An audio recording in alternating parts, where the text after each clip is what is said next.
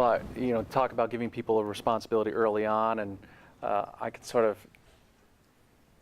of understand that. I had a young friend who was looking for an internship and met Shannon, and Shannon said, "Can you be out here?" So he's in film school back east. He's a sophomore in film school. She says, "Can you be out here Monday?" Gets on a plane, comes out Monday, and he doesn't know whether he's bringing the executives coffee, sweeping floors. He has no idea, because he just accepts. When an opportunity comes, and he was ready to jump on it, he jumped on it. In 3 days, he came out, and he was staying at my house. He comes home the first day, and again, he doesn't know what he's going to be doing. He just said yes to Shannon, and so he thought, I'm probably pushing a broom and getting lunch and all that stuff, and he was more than happy to do that. So he comes home after the first day, and I said, how was your first day? Honey, no. How was your first day? And he just looks at me, he goes, I can't even tell you what I did. And I go, what do you mean? He goes, within a half hour of going there, I was working on a Scorsese film.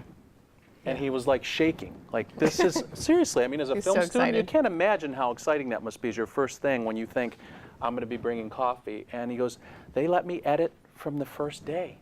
And he had this unbelievable experience. I mean, really grew as a person in the industry. And you lit his fire. That kid is coming back. He graduates in a month. And the day after, he's pointing his car out here and moving out here. I mean, you really, really did that. So by giving people that opportunity, you never know how great people can become. Exactly. It's like giving them opportunities to shine. And when they don't quite fit in a position, or when they've grown and they have another interest, we're constantly kind of doing check-ins with people and trying to give them other opportunities to grow and to learn. And when you feel protected and invested in as an employee, you give back. And that's really important to me. But also, Sam is an amazing kid. He really worked hard, followed through, was amazing. And he's a good kid. Yeah. Good kid. So, but there's it's just, you have to bother.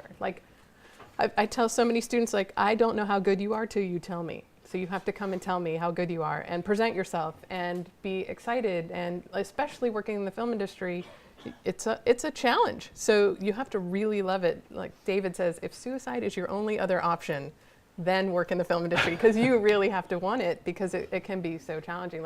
There are times when it's thrilling and amazing, and there are times when it can be really hard, and you're working 16, 18 hours a day, every day.